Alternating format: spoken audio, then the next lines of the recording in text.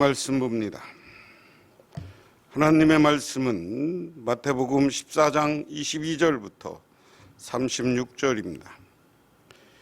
예수께서 즉시 제자들을 재촉하사 자기가 무리를 보내는 동안에 배를 타고 앞서 건너편으로 가게 하시고 무리를 보내신 후에 기도하러 따로 산에 올라가시니라.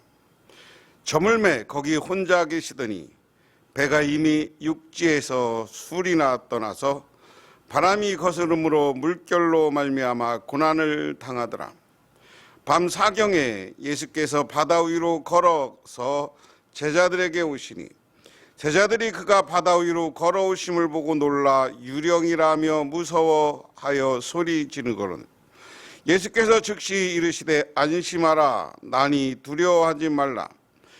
베드로가 대답하여 이르되 주여 만일 주님이시거든 나를 명하사 물 위로 오라 하소서 하니 오라 하시니 베드로가 배에서 내려 물 위로 걸어서 예수께로 가되 바람을 보고 무서워 빠져가는지라 소리질러 이르되 주여 나를 구원하소서 하니 예수께서 즉시 손을 내밀어 그를 붙잡으시매 이르시되 믿음이 작은 자여 왜 의심하였느냐 하시고 배에 함께 오름에 바람이 그치는지라.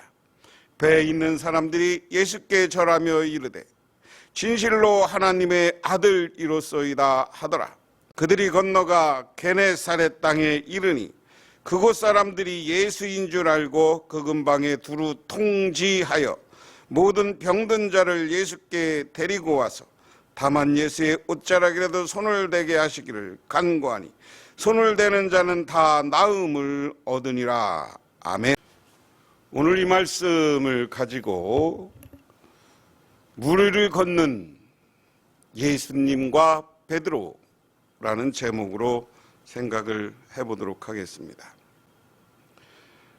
오늘 22절에 보면 예수께서 즉시 제자들을 재촉하사 자기가 무리를 보내는 동안에 배를 타고 앞서 건너편으로 가게 하시고 그랬습니다. 오늘 말씀의 상황은 그렇습니다. 예수님이 오병이어의 기적을 일으켰어요. 예수님을 따라 나온 사람들이 꽤 많았습니다. 그리고 저녁이 되어서 밥을 끼니를 때우지 못하게 되자 제자들에게 묻는 거죠. 야, 우리 먹을 것이 얼마나 있냐? 그러니까 제자들이 먹을 거 없습니다. 지금 보리떡, 우리가 보리떡, 보리빵, 뭐 이렇게 빵 5개, 물고기 2마리 정도가 있습니다.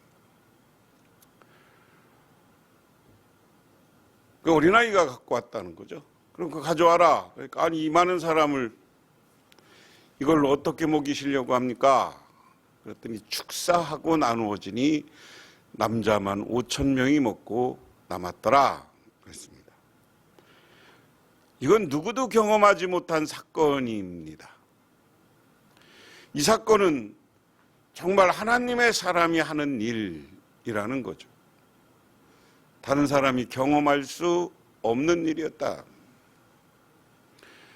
그런데 이것을 경험하고 나서 예수님이 취한 행동은 계속 그들에게 가르치고 뭐 이러는 게 아니라 이제 흩어서 보내요. 우리말 이런 걸 해산시켰다고 하죠. 한자어로. 해산시켜서 보냅니다. 그리고 예수님이 그렇게 말씀하셔요. 야, 내가 여기 사람들을 무리를 보내는 동안에 너희들은 배를 타고 저 건너편으로 가라.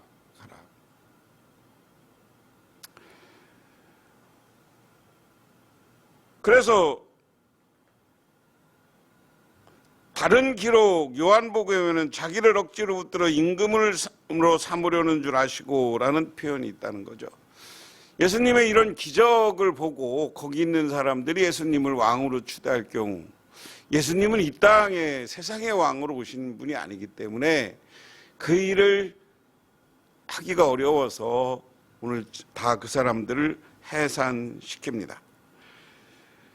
그래서 마태는 구체적인 이유를 기록하지 아니하였지만 정치적 메시아에 대한 무리의 열망 그리고 세례 요한의 죽음으로 그것이 더 강렬해진 상태에서 제자들이 동조할 것을 차단하기 위해서 제자들을 먼저 보냈다, 그 이야기예요.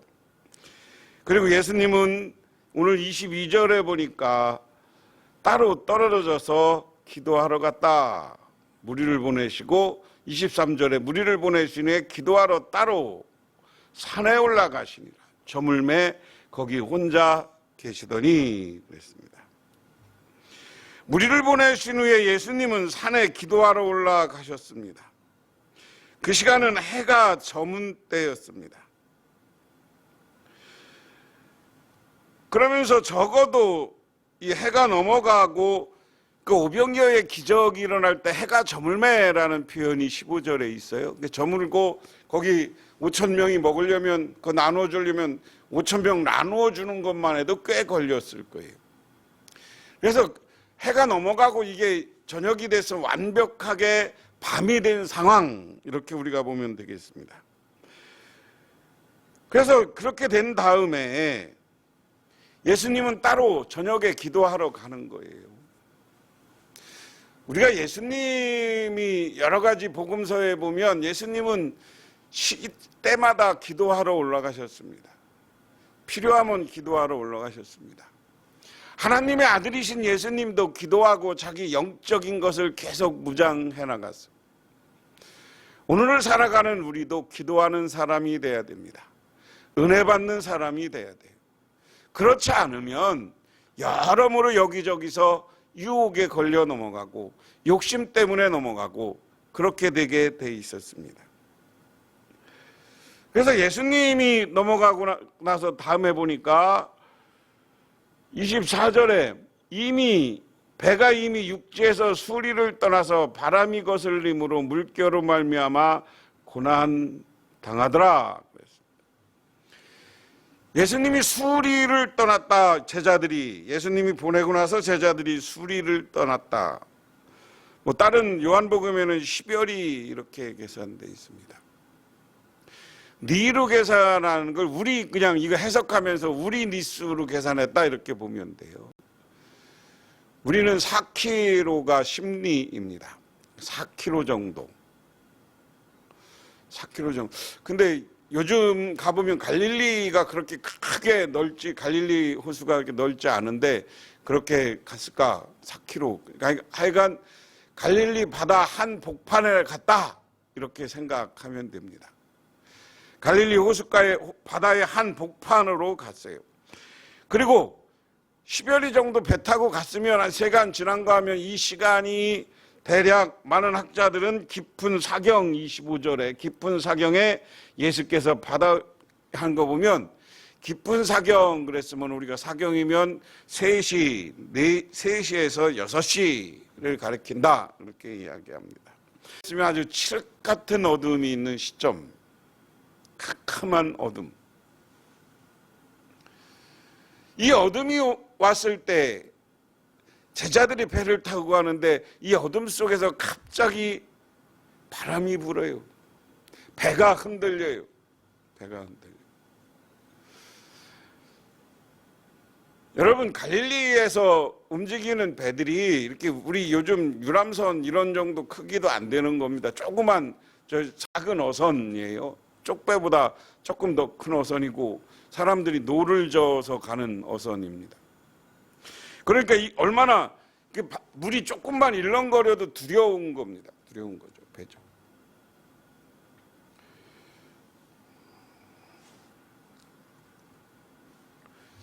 그런데 제자들이 배가 흔들리고 바람이 세차게 부니까 두려움에 빠졌다 그랬습니다. 두려움에 빠져 있을 때 마침 25절에 예수께서 바다 위를 걸어 제자들에게 오시니, 우리가 마태복음을 보면 한쪽에는 예수님을 따르고 예수님은 지지하는 그룹이 있고 한쪽에는 예수님을 반대하는 그 당시 지도자들, 바리새인들, 서기관들, 이 늘 성경에 보면 그들과 대립하는 예수님의 모습을 마태복음은 그리고 있어요. 그렇게 편집해가고 글을 써가고 있어요. 우리가 이 시점에서 한번 생각해 볼 거예요. 마태복음이 왜 계속 바리새인들과 서기관들을 예수님의 적대자로 간주하고 비판하고 있는가? 이 말은 다르게 얘기하면 지금 유대 기독교에서는 유대인들 가운데 예수 믿는 사람들에게 계속해서 핍박한 내용이 바리새인들이 율법을 가지고 바리새인들이 그들의 원칙을 가지고 자꾸만 예수 믿는 사람들을 핍박하고 너희들은 잘못됐다, 예수는 메시아가 아니다 그러는 거거든요.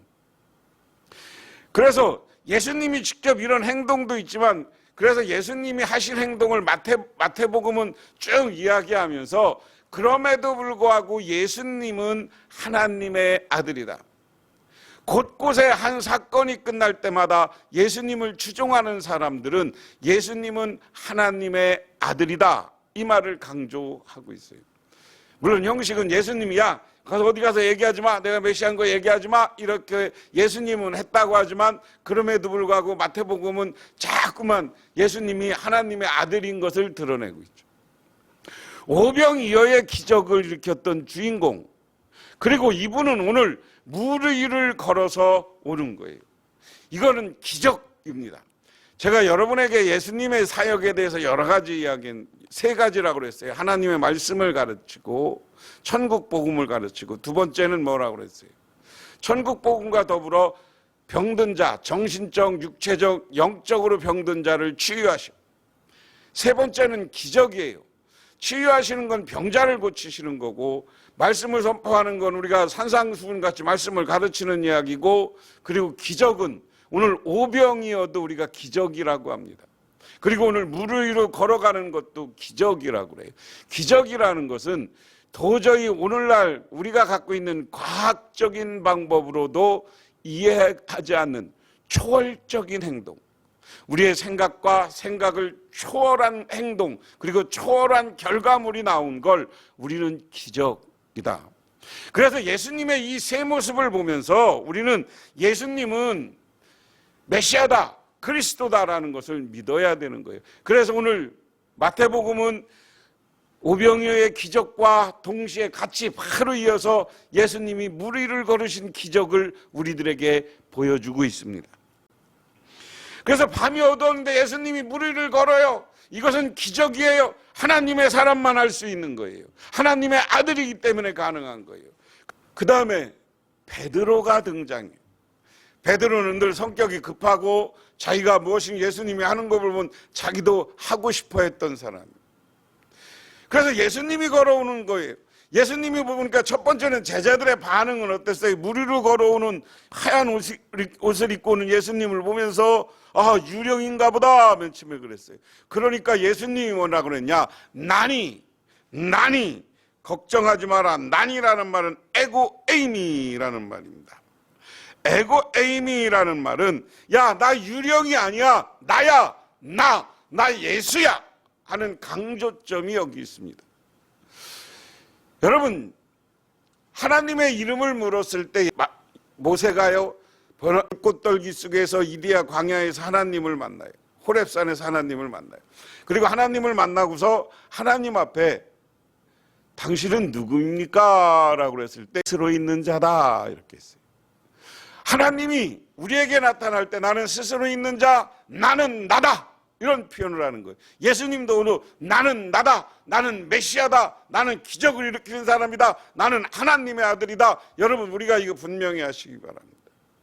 그분인 것을 믿고 유령인 줄 알았는데 나는 나다라고 예수님이 나타나니까 베드로가 예수님을 본 거, 예수님 나도 예수님처럼 물 위로 걸어가게 해주세요. 그러니까 예수님이 오라 그랬습니다. 오라.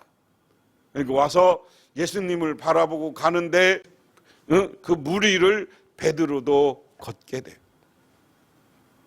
그런데 그 다음에 어떻게 됐습니까? 주여, 만일 주님이시거든 나를 명하사 물을 걸어오게 하시니 오라니 베드로가 배에서 내려 물 위로 걸어서 예수께로 가되 바람을 보고 무서워 빠져가는지라. 자, 예수님만 바라봤을 때는 베드로도 물 위를 걸어가는 거예요. 그런데 바람이 확 불어.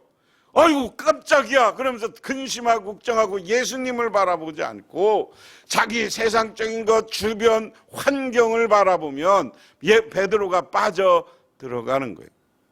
소리를 팍 질러요. 예수님 나를 살려주세요, 구해주세요. 그러니까 예수님이 그를 손을 내밀어 붙잡고 그 배 위에 다시 탔다.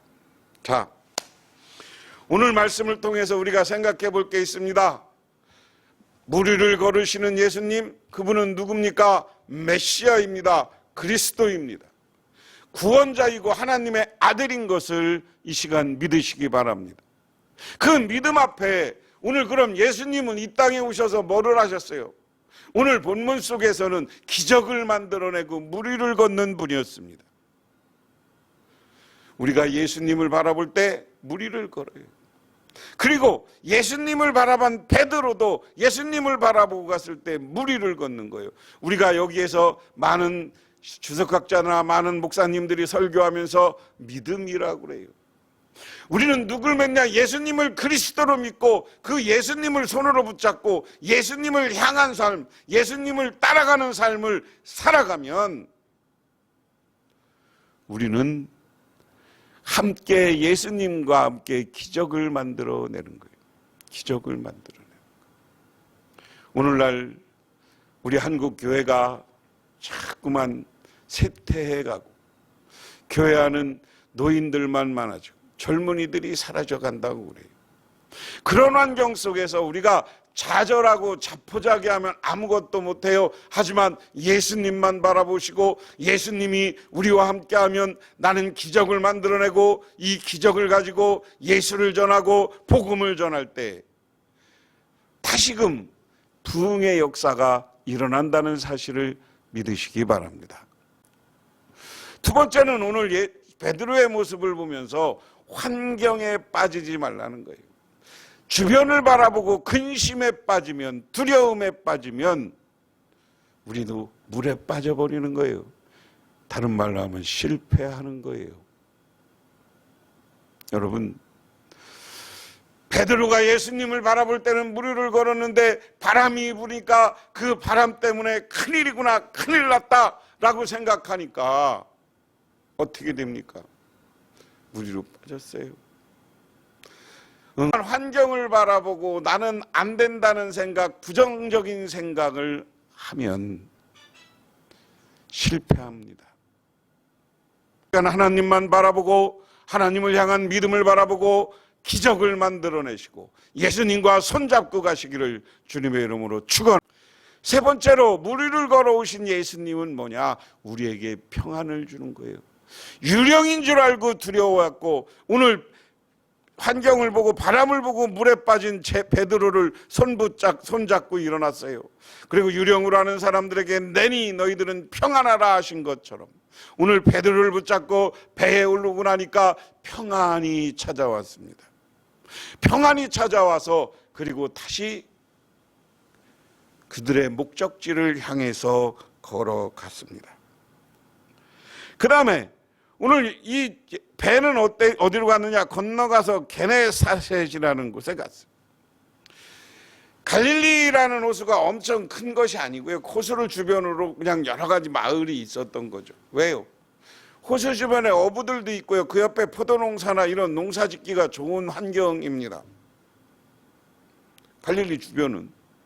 그러니까 갈릴리에 가서 여기저기에서 마을에 모여서 사는 거예요. 그렇지만 여러분 오늘날도 그랬지만 소문은 금방 나게 돼 있어요. 예수라는 사람이 와서 이 지금 갈릴리 주변에서 여기저기 활동을 하는데 예수님이 기적을 일으키고 병을 고친다는 말을 들었어요. 말씀도 하늘의 말씀 참 권위 있는 말씀 한다는 얘기 들었어요. 그런데 그곳에 배가 도착하니까 예수님이 온 줄 알고 마을 사람들이 예수가 왔다 여기 통지하였다라는 말이 중요해요. 많은 사람들에게 예수님이 왔다는 것을 통지했다는 것을 알렸다는 거예요. 알렸어. 예수님이 와서 그분은 병을 고치는 분이야. 니들 병 고친 사람들 예수님한테 만나서 뭔 문제가 있는 사람들 예수님한테 다 나와. 그렇게 하고 나서 마을 사람들이 예수님에게 왔습니다. 그리고 부탁해요. 예수님, 예수님이 우리 직접 안수하고 손 만지고 병 고치지 않은 것이어도 좋습니다. 우리가 예수님 옷자락이라도 만지게 해주세요.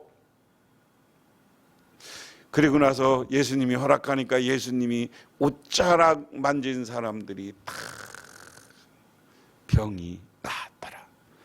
할렐루야. 오늘 이것은 내가 다른 이야기 하지 않겠습니다. 오늘 예수님은 우리의 병을 고치시는 분이에요. 예수님은 우리에게 능력을 주시는 분이에요. 예수님은 우리에게 기적을 만들어 주시는 분이에요. 본인이 기적을 만들었지만 예수님을 향한 믿음을 가진 사람들에게도 기적을 만들어 주셨는 줄 믿으시기 바랍니다. 그래서 오늘 이 시대를 살아가는, 오늘 이 말씀을 듣고 이 동영상을 보는 모든 분들이 하나님 앞에 예수님만 바라보시기를 바랍니다. 예수님만 바라보고 나가시기 바랍니다.